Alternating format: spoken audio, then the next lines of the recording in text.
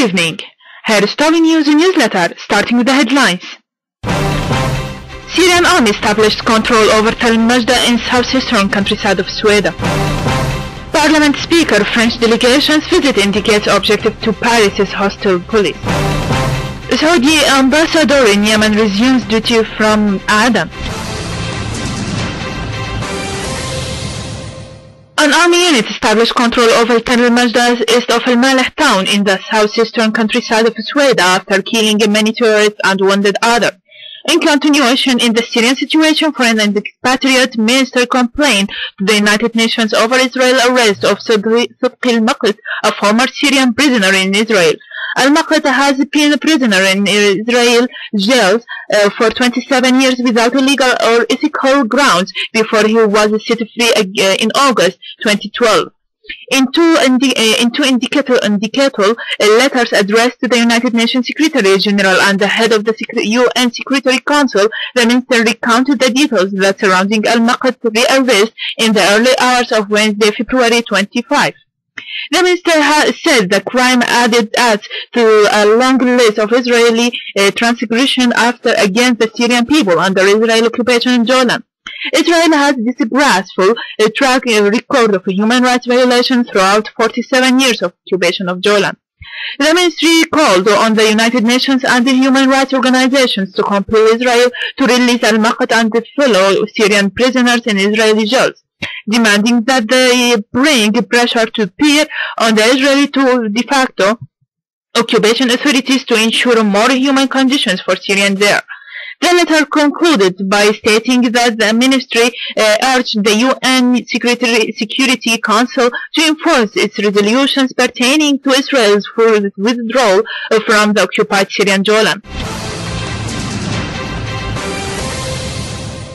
Special envoy for Syria Stephane de Mistura will visit Damascus on Saturday to hold talks with senior Syrian officials on new ideas proposed about his plans to freeze fighting in the northern Aleppo city.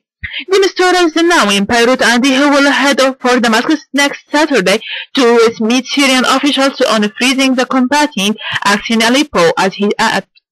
On his latest visit to Damascus in November, de Mistura discussed with the Syrian officials an initiative to freeze fighting in Aleppo. De Mistura said on February 18 that the future of the Syrian government and the form of the rule in the country are at the hand of the Syrian people only.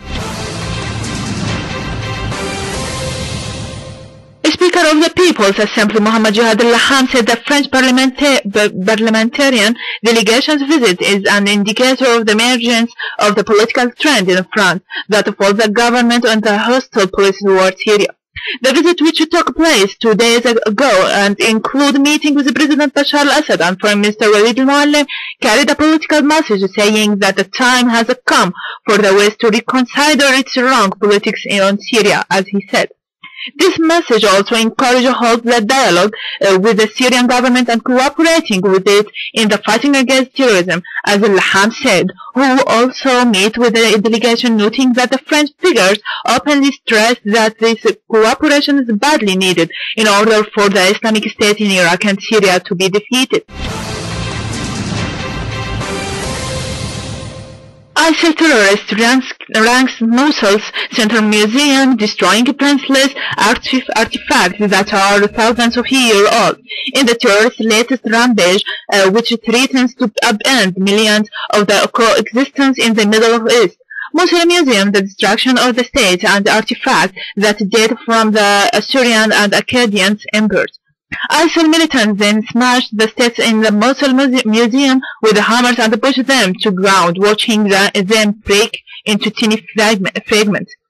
Irina Bokova, the Director General of UNESCO, the UN Cultural Agency, said that she was deeply shocked at the footage showing the destruction and has asked the President of UN Security Council to convene the emergency meeting on the protection of Iraq's cultural heritage as an integral element for the country's security.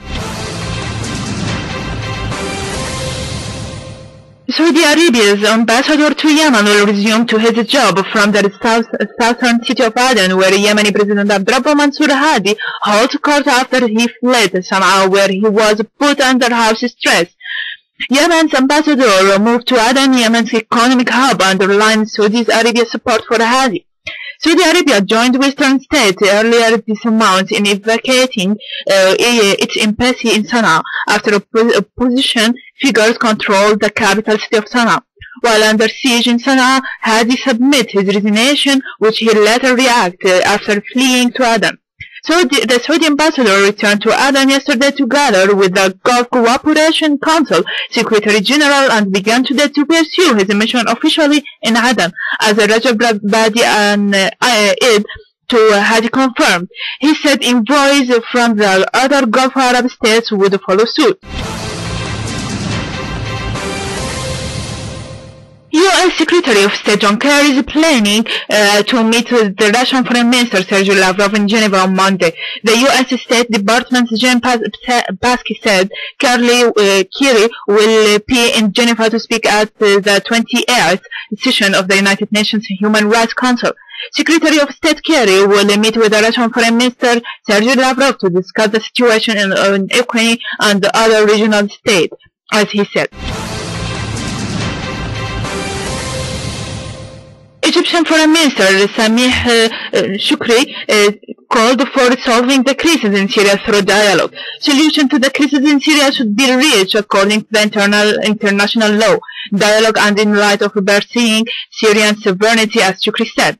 He added that combating terrorism is the duty of the international community as a whole, not of some coalitions, in reference to Washington coalition, affirming there is a double standard policy in dealing with the issue of terror.